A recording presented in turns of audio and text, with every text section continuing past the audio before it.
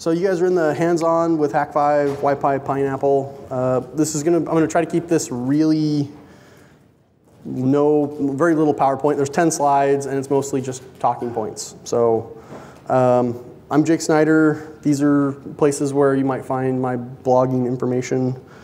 Who am I? I am a wireless engineer at a value-added reseller. I am not a pen tester. You notice here it says security enthusiast. I'm a security enthusiast because you can be an enthusiast and still suck at what you do. So I'm not a wireless enthusiast. I'm passionate about wireless, but I'm a security enthusiast. I also have a number of certifications there, almost all wireless related. So we're here to talk about the Wi-Fi Pineapple from Hak5. It is a wireless pen testing tool and pivot box. So pen testing tool is used to basically try to show weaknesses in a client or network device. Primarily, this is a client pen testing device. And for those of you who don't know what a pivot box is used to get you to connect as a source of entry and then do something different with you, send you to another computer, another network. And so this can be used quite effectively as a pivot box. It's based on OpenWRT, so for those of you who play with open source router projects, you may be very comfortable on the CLI. For today's presentation, I'm going to be focused on the GUI because it's easy to get into. PineAP and Karma are kind of the flagship infusions from Hak5. Karma is an attack where we respond positively to all probe requests and try to trick the client into connecting. PineAP is a modular suite of tools. One of the biggest problems with Karma is it tends to be like a hammer. And PineAP lets us do a little more targeted attacks, a little more sophistication in what we can and can't do. So the Pineapple is a low price point. It's around $100 to get one. There are a lot of accessories that you can get in bundles that will take you above $100, but you can get one for $100. It's also a low barrier to entry. You can do all of this on a Linux platform, Raspberry Pi, do a bunch of stuff with Aircrack. There's a lot of ways you can do very similar things. This is just a really easy way to get you into and performing some of these things. And for more information, I have the URLs for Hak5 and their forums for the Mark V. The Mark V is the platform I'm using, and it's the current model of Pineapple. So, okay, disclaimers. You should be using these wireless tools responsibly and with permission. By sitting in here, I'm going to assume a level of implied permission. I'll give you some opportunities to opt out. Hopefully Lee doesn't call the FCC on me when I start deauthing stuff. But also, use targeted attacks. Attacks can be, like I said, it can be like a hammer. You want to make sure you target specific things so that you are not affecting a large number of people. And you can affect a very large number of people in a hurry. And then finally, don't be evil. Today, we're going to show you getting connected. We'll show some basics of options that I can do to you once I have you connected, but we won't be doing that. I want you guys to participate, so I'm not going to be stealing your Facebook login and posting how awesome my session was and that type of stuff. So I will not be doing evil, and like I said, I will warn you before we start doing that. So let's get right into the first attack we're going to talk about today, which is just a basic Karma attack. In our example, our clients are going to probe for a SSID, and the Pineapple will respond. We're going to turn this off before we get started. And the client will hopefully associate, all things being equal in the universe. So this is the main page of the Pineapple. You can see right now I have no clients associated. And then these are our infusions or modules inside the Pineapple. The module we're going to be working with most is PineAP. So I'm just going to turn on both NICs. And in my disclaimer, I said make sure you use targeted attacks. So the way we do that in Karma is there is a whitelist mode and a blacklist mode. Okay, hold on. Jake, why 2 NICs? Okay, the question is why 2 NICs? So Linux drivers for Wi-Fi are challenging. And so we have 2 NICs. One NIC is designed to be an AP. It's meant to beacon SSIDs and that type of stuff. The other NIC is designed for frame injection. Now, in most scenarios, they will broadcast on the same network, and one will complement the other. So one will be advertising and responding to probes. The other one may be injecting beacons into the air, or other packets, deauths, that type of stuff. So when we start it up, and it kind of drives me crazy that it always starts up in black mode. What black mode means is that anything in this list is not fair game. I will ignore everything that comes in that list. So if I were to turn this on, all of my stuff wouldn't do anything, and you guys would all connect. So the first thing we're going to do is we're going to switch to white mode. And I've populated this list at home. This last week, I fired up my Pineapple with these devices, and I just picked what came in. So there's these were, pull it out of the box, power it up, see what connected, added it to the list. So it's not, I didn't really stage any of these SSIDs. Hopefully there's one on here that I probably should have removed, but I didn't. So now that we're in white mode, we're going to go ahead and start Karma. And I generally start Pine AP as well all the time. That's the new modular suite. By itself, it does nothing. It isn't until I turn on Dogma or Beacon Response that it will actually start doing something. And then let me make sure I still have. So this is an Android tablet. Okay, hopefully this starts. There we go. All right, we are now going to turn on our wireless. And pretty quickly you'll see this tablet associate to an SSID and connect. This is in the preferred network list. So this device is connected to this in the 4. This is actually out of my office lab. And it remembers it. So as a mental note, remember to pare down your preferred network lists on your devices, because every time you connect to Hyatt Wi-Fi, you're going to take that with you from now on. So if we go back to our Pineapple and we go to our intelligence report, this will hopefully show stuff. Right before my presentation, this wasn't working, so I have my fingers crossed. You'll notice in the upper right, we see one client connected. That's hopefully this one. I'll turn on the wireless for a couple others and see if we can get some other ones going here.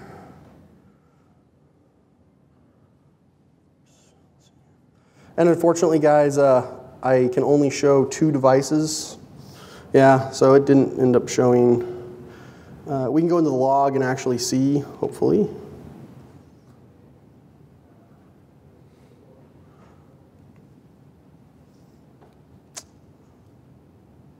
This is why you bring a backup.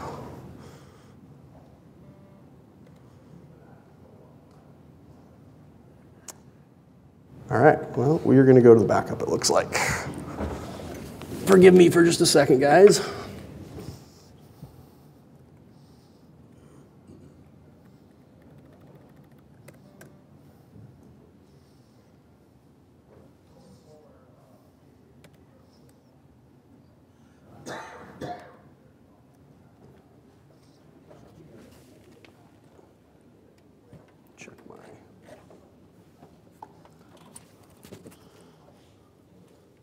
So apparently my backup is not working. This is one of those great, and for those of you who were here a few minutes ago, you saw it work, so remember that.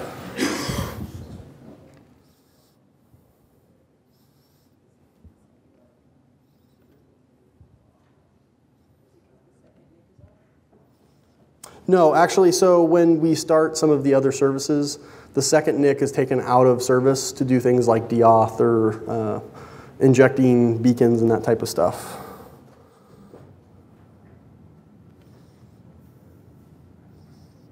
Oh. Yes, you'll see WLAN 1. And if I try to turn it on, we'll come back in a minute and it will be off. And I can tell you why it didn't work, because I rebooted the wrong one.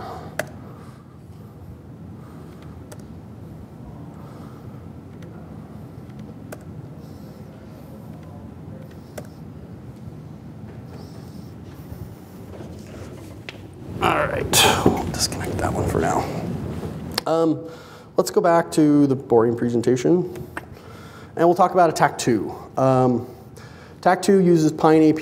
So we're going to use a mode of the Pineapple called Recon Mode. So for this example, we're going to go in and actually look for clients on existing APs. So let me fire up my existing AP here.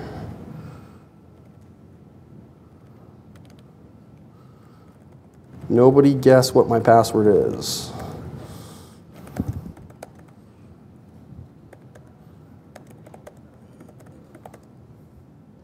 Okay. So in this example, we're going to connect a device to our existing AP. We're going to hopefully find it, connect to it, or deauth it, and then get it to connect to our Pineapple. So that is the hope. All right. So hopefully everything works here according to plan.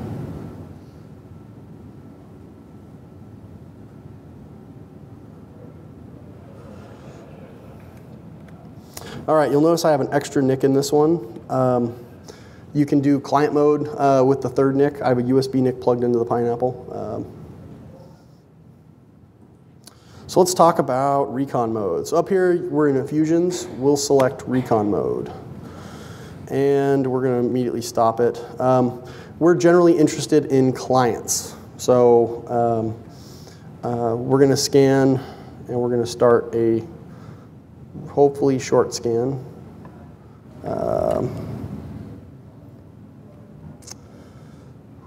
And that's great. My DHCP server is not working. Yay.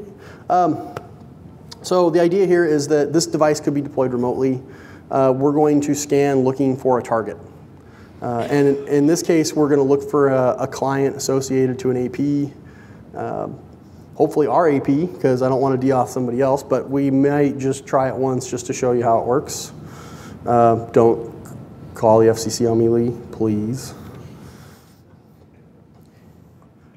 He's not even paying attention. It's okay.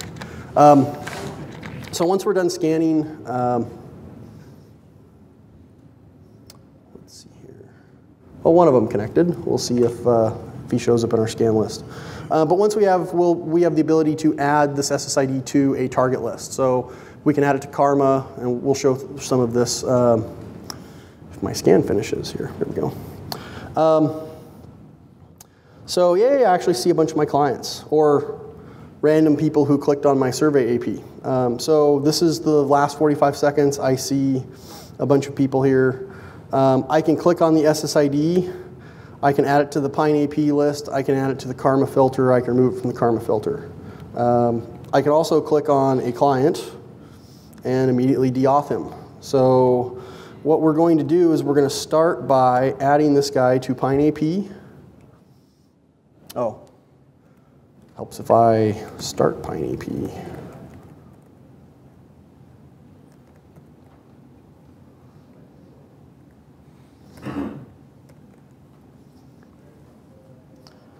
Just a second here.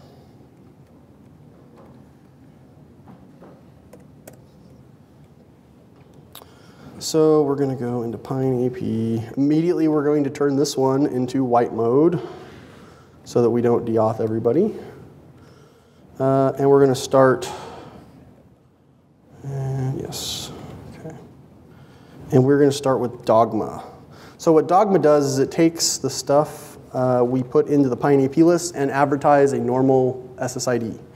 So it is now added to Pine AP. We're also going to add it to Karma because I have it in white mode. If I had it in black mode, it wouldn't be as important. And then we're going to start, and we're going to punt a couple clients. And these should be all my clients, so.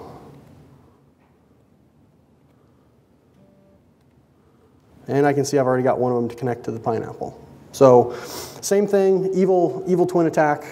But instead of relying on somebody probing, I am using a deauth attack to bump them, getting them to reprobe and capture the, let's see, I got 2 out of 4, which isn't bad. And I can repeat, I can go in here again and again and click deauth. From that perspective, if we jump back and we look at our Pine AP, I should see, hopefully, yay, I see some things that are connected. You can see some of them after the deauth went back to previously connected. You can see someone named Alpaca. That's not mine, so somebody decided to join my little test AP here. And they are now connected to this. And right now I'm just providing them internet access. But that's the extent of what we do. So I talk about Dogma a little bit. One of the things that they do and is new in the last couple versions of Pineapple is there's another one called beacon response. And I hate this term because there is no packet called a beacon response. There's a probe response, there's association and authentication responses, but there is no beacon response. So I really hate this name. But the idea behind the beacon response is it's automating a beacon in response to a probe. So you probe, I respond, I immediately start beaconing that SSID. That's what Dogma does. Beacon response actually sends it directed. So instead of sending a beacon to FFFFFFF, I send it to your MAC address. So for all of those you guys are sitting here running Insider looking at the SSIDs I'm spoofing, if I were to use beacon response, you wouldn't see them. Only the client I'm attacking would actually see that SSID. So, or assuming everybody writes their client drivers the same way would. All right, any questions? We've gone through 2 attacks. Anybody have questions about what we're doing, how it works?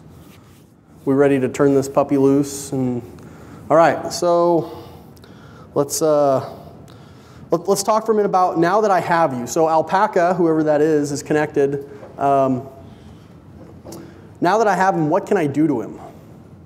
Well, I can sniff his traffic, right? I have a direct line to his connection. SSL strip and inject content. So I can do, every time he pulls a web page up and it has a link to a secure website, I can strip that S out of HTTPS. And so every link he clicks on, he gets non-secure web pages. I can also inject content into his browser. I can sniff his password. So if I get you to a non-secure web page and he puts his username and password in, I can literally just log that to output and go back and search for the URL post where he sent his password. DNS spoofing. You can do this, there's a couple things you can do. You can redirect traffic to a different location. You can have a captive portal on the, I know Blake's over there, oh, I love captive portals. But you can have a captive portal on the Pineapple that I redirect Google or, you know, if I'm doing a pen test against somebody's business, their website, and redirect it to a page hosted locally on the Pineapple. I can tunnel traffic to another network. This is actually one of my favorites. OpenVPN or an SSH tunnel. I can tunnel it back to my lab where I have lots of fun tools to play with that aren't a little tiny box with no CPU. So you can also do more sophisticated attacks. There are some things you can do. If I were to tunnel you back to my lab where I have a bunch of radius servers, like free radius WPE, I can do some more sophisticated attacks against you. So let's look at a couple of our infusions. Let's go back to, hopefully this guy is back up and running. Apparently not. We will go back out of Recon. So the infusions come from a place called the Pineapple Bar. Also, you'll notice if you ever log in on the CLI of a Pineapple, they give you a recipe for a mixed drink if you're of the over 21 variety. There are command line infusions and user infusions. Command line is CLI only. It's relatively new. These ones are stuff that installs into the GUI. So if we wanted to do SSL strip against our target, I can install it to the storage. It doesn't take very long depending on how big it is. And now if I leave the Pineapple Bar, it should, oh, it's still, says it was installed. Let's refresh. Oh, down here at the bottom. Here we go. So I can now do SSL stripping secure links out of the pages that the clients are connecting to. Like I said, there's a fair number of fair number of attacks you can do with just the pineapple. The thing to keep in mind, and I always remind myself, that it isn't a huge box. It's not like my laptop. It's about the equivalent of a Raspberry Pi, so if that. So don't try to say, I'm going to decrypt full SSL. It'll fall over. So if you do need stuff like that, it's better to, like I said, tunnel it to another box. Let's see if we can find another Infusion to install. Maybe we can find one that we can have a little fun with. Let's see here. Let's do random roll. Oh, that's a big one.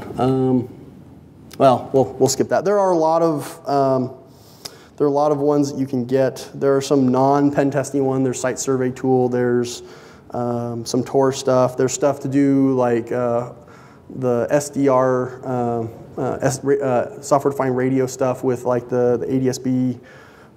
So there's a lot of things you can do with this. It is a pretty multi-purpose box, but it isn't the easiest thing to do all these things. A lot of the more advanced attacks, even just OpenVPN, is a little sophisticated to get running. So do you guys want to do a live demo? Okay. Well, I am going to, and hopefully nobody next door notices. We are going to take this guy, and so we're going to turn on a couple things here. We're going to do Harvester.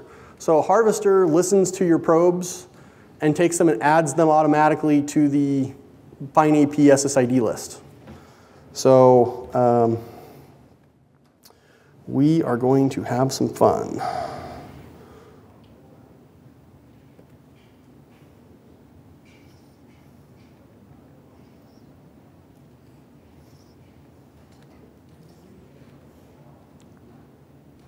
Hold on, let's, oop, there it goes.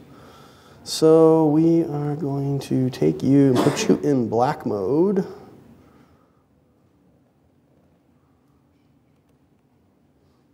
Maybe.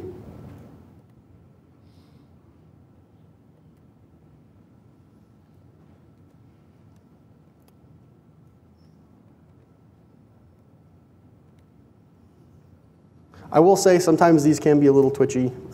This is relatively new code, so in the description for this thing, I said the latest, which came out about a week ago.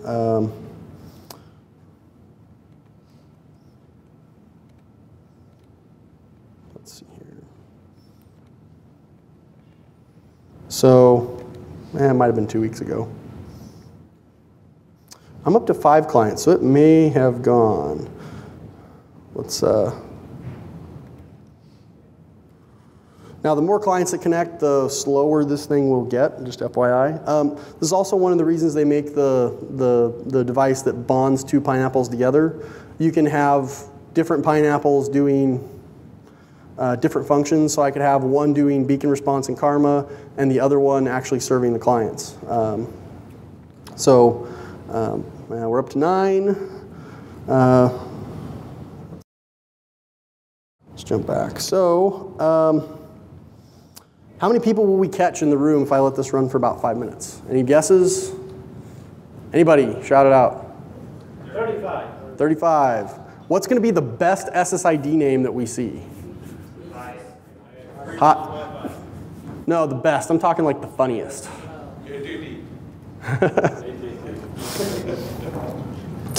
So we've got some Hyatts, we've got Dillard's Wi-Fi, we've got a bunch of clients starting to connect here. Up to 14 clients, 15. Let's see if we can catch a few more here. We probably won't make it to 35. With my luck, it will not handle that many connections. If you guys are connected right now, I am doing nothing to you other than providing you free Wi-Fi. I promise there is nothing. I will tell you this. I was doing some stuff with a pineapple and it did not have internet connection, and that's how I borked one of my jailbroken phones. Getting ready, I tried to actually jailbreak the phone while I was in it connected to the pineapple. 21. 23. So It's pretty easy in a public venue, public space, outdoor area to collect a lot of people in a hurry. I have done a couple things, like I sent my pineapple on a day-long trip on the local transit bus and powered with a battery and connected via cell phone, and I dropped it off in the morning and I picked it up on its route in the afternoon. Just actually not even doing Karma, it was doing just beacon scanning and some GPS. So trying to figure out what SSIDs were present in the local area on the bus route. So I could actually pull up a Google map and show you where certain SSIDs were present. But that's kind of I'm going to turn this other one back on here. Any questions? No. So, well, yes and no. So I am not broadcasting these SSIDs on my own. You guys are probing, looking for those SSIDs. And I am responding and then following up with beacons. So yes, there are probably a lot. And, oh, go ahead. Yeah, sorry, just a quick question. Can we get the mic over here to him? Thank you. Okay. So is this only responding to SSIDs that are hidden? Is that the idea? So no. So it's responding to everybody, whether you have a SSID that's beaconing or not? Well, so it depends, right? We love that answer, but it depends on client behavior. So some clients will just beacon for stuff that they've connected to before. Ooh, I've got Veli on here. Oops, oh well. We'll probably shut this down here in a minute, but so your client may or may not, depends on the behavior, the software version. It may just say, I'm beaconing for stuff in my preferred network list, regardless of whether it was broadcast or not. It's kind of a security issue. Jake, I love the person whose SSID is Jake, you're my hero. Thank you. But the idea is that to assist with roaming, clients will probe.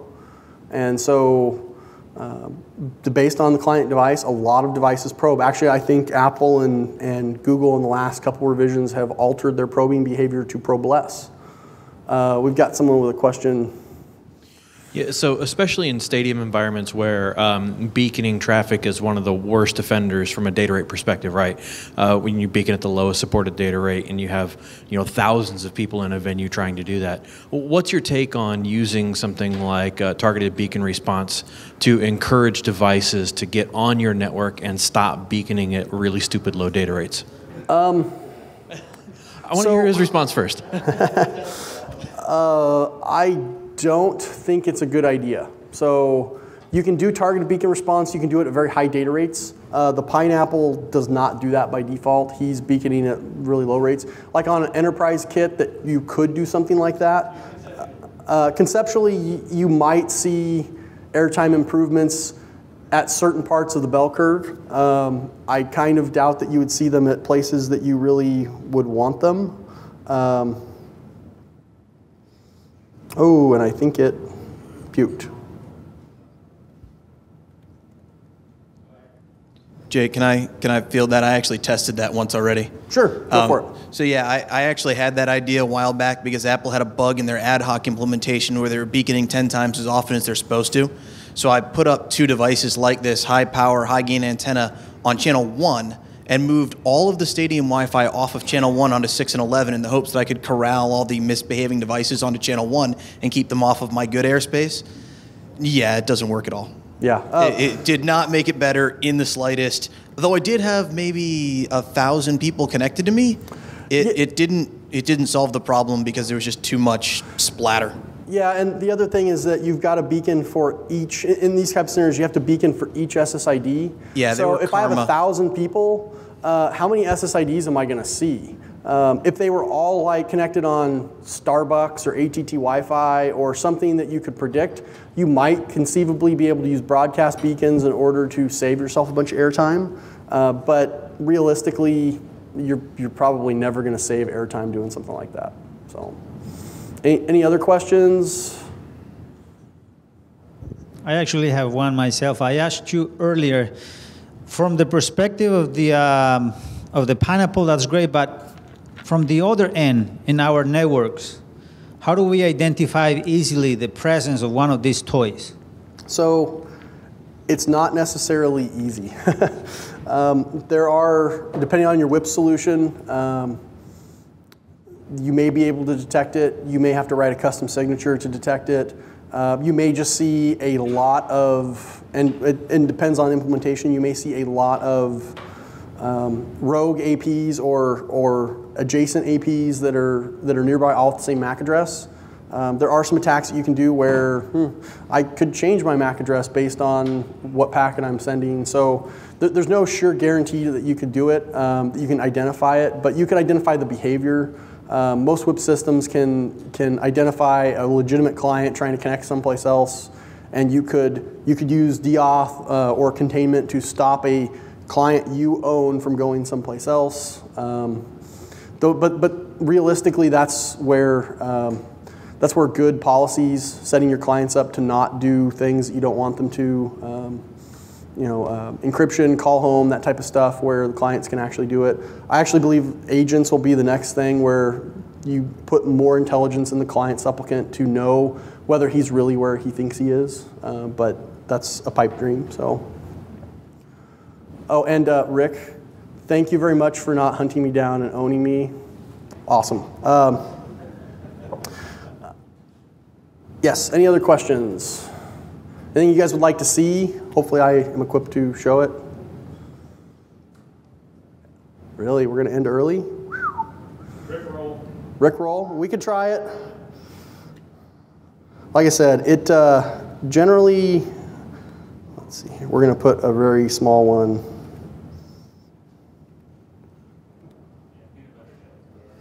Okay.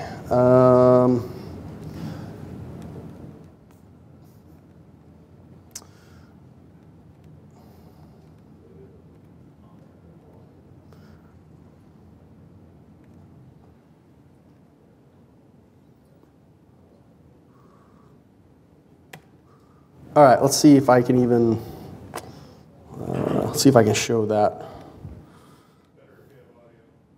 It would be better if we had audio, but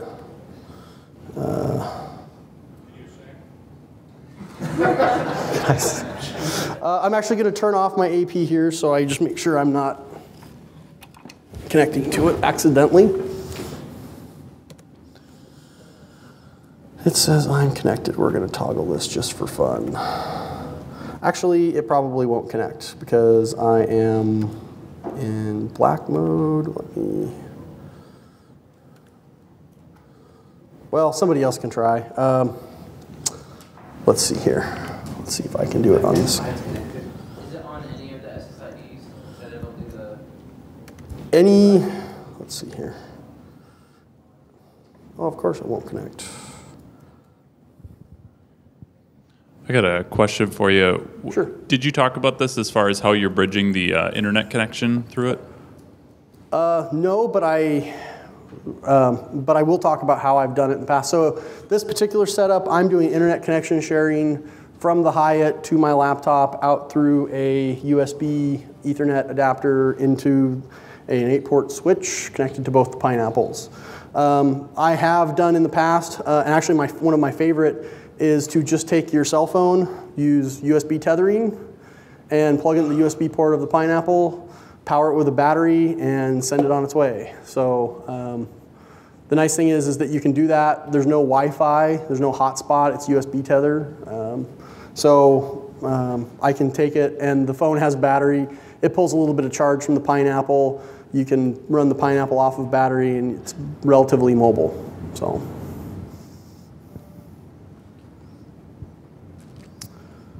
Let's see here. Let's see if I can connect to something here.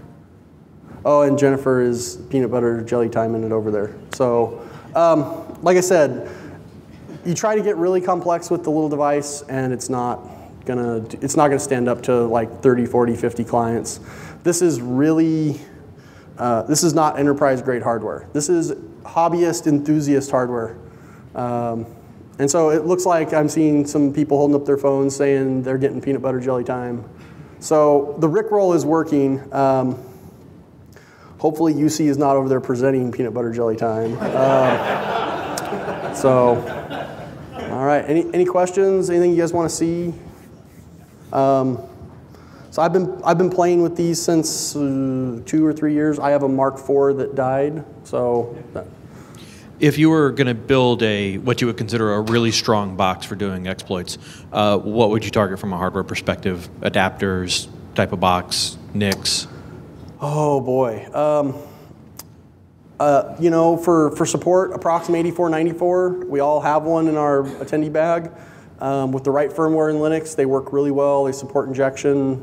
They can do 2 spatial stream and captures. I would want something that has a really good USB bus. Gigabit Ethernet would be on my wish list.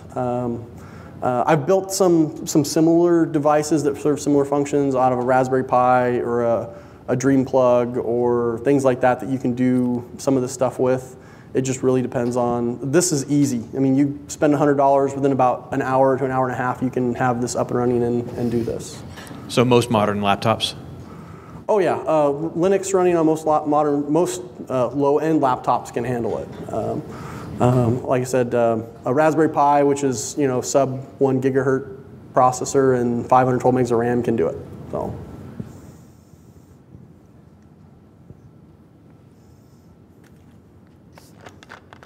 Well, I guess unless there's any other questions, you guys can run over. Oh, Lee.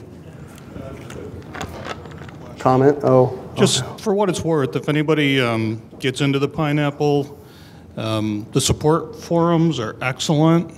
It's really kind of a very strange culture of people that are playing with the Pineapple. It's everybody from people like Jake who get it to absolute newbies, so it's actually kind of amusing to see a lot of the questions too.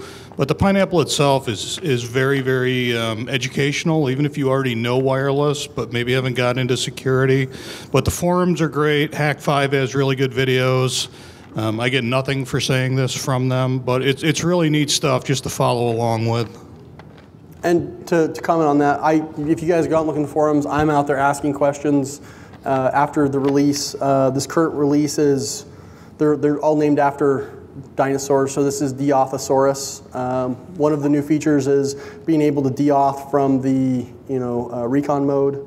I will say this, there have been times where I have deployed a Pineapple just to do Recon Mode, because being able to scan, there's a site survey application for us wireless guys. Let's look here. That you can do where you can do a site survey, look at what SSIDs are available in, let's see here. There it is, yeah.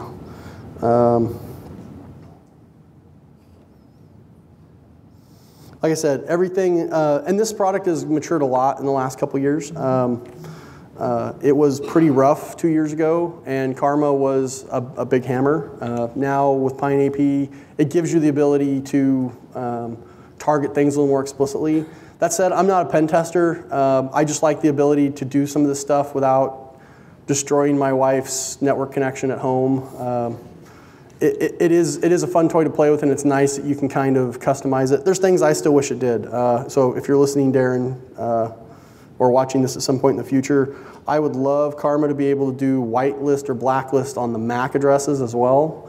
So just so I can get a little more granular. You can achieve some of that same effect with Pine AP. So if you go into Pine AP, you can specify, which is not running, you can specify source and target MAC. That's for beacons only. So I can say only send beacons to this particular target, but I would love to be able to do that with just the MAC address. Say only attract this MAC, so when you're at home playing with it, you can do stuff. Also, we have a question. Can we get? Oh, you got the mic. Okay. One other cool thing you can do with this to help yourself is a lot of times you're on all these open networks and you forget the network. Turn the Wi-Fi Pineapple on. All of them light up on your phone. You can go in and forget them. Yep. They can all go away.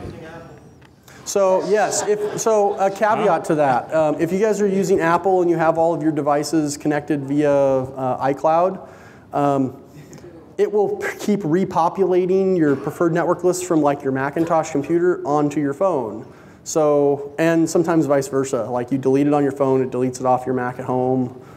So a lot of people go in and try to clean that out, and then they're like, why am I still looking for that network? It's because you're syncing stuff through iCloud. So let me ask a question of you guys. How many of you have a Pineapple today? Wow, I'm surprised, Rick. You know, we actually have a real security guy in the audience today. So he's here, so I'm going to go pick his brain after this session. So how many of you guys are thinking about buying a Pineapple after today's session? Wow, that's pretty cool. I do not get I get $0 for talking about this. I can't wait to see Darren's response of how much I do or do not understand about this. But like I said, I don't claim to be an expert. Let's see here. Did I miss anything on our? What was the best SSID? I didn't really. Donkey juice. Okay. And that was it. So, thanks everybody. Rick. Question. Rick. Oh. I'm happy to see that people want to play with this stuff. I think it's great that all of us learn more about security, but one caveat before you close, please responsibly use these things. That is, learn to work it before you deploy it somewhere random. You can probably look up what happened at DEF CON to all the people who bought their Wi-Fi Pineapples, turned them on out of the box, and then got owned. We can find you, and we will, and I have a lot of spare time to kill when I'm bored. So please, responsibility, people. Yeah, so like I said, I try pretty hard to, to not do this in public. There are times like late tonight in the bar, there are some times where we just say, hey, we're going to go screw with it. We try to keep it limited to, the handful of people that are there. But like I said, don't take this to your work and turn it on. Be responsible. Use it with permission. If you're going to pen test somebody, you should get their permission. There's a great course on the Certified Ethical Hacker that talks about when it is and is not appropriate to do certain things. Those lessons apply here are very applicable. So, and then obviously #BlameJake. He told me to do this, and it was all good, right? So, all right.